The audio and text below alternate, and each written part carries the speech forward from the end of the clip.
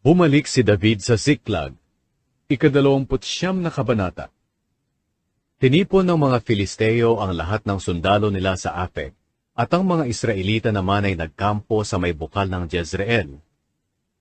Habang nagmamartsa papunta sa labanan ang mga pinuno ng mga Filisteo, kasama ang mga sundalo nilang nakagrupo ng 100 at 1,000, nakasunod naman kina Haring Akish sina David at ang kanyang mga tauhan.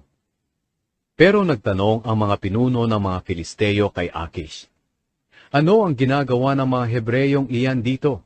Sumagot si Akish, "Ang taong iyan ay si David na opisyal ni Saul na hari ng Israel.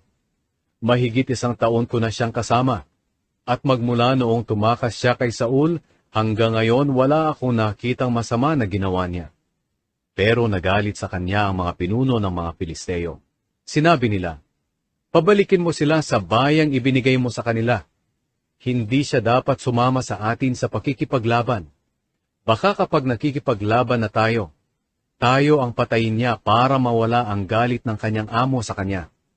Hindi ba't siya ang pinarangalan ng mga babae sa Israel habang sumasayaw sila at umaawit ng libo-libo ang napatay ni Saul, tigsa 10,000 naman ang kay David?" Kaya tinawag ni Akish si David at sinabihan, "Nagsasabi ako ng totoo sa presensya ng Panginoon na buhay, na mapagkakatiwalaan ka. Kung sa akin lang gusto kong sumama ka sa pakikipaglaban ko, dahil mula pa noong araw na sumama ka sa akin hanggang ngayon, wala akong nakitang masama sa iyo. Pero walang tiwala sa iyo ang ibang pinuno. Kaya umuwi ka na lang, at huwag kang gagawa ng kahit anong hindi nila magugustuhan. Umuwi ka ng matiwasay." Tinanong siya ni David, "Ano po ba ang kasalanang nagawa ko mula nang sumama ako sa inyo hanggang ngayon, mahal na hari?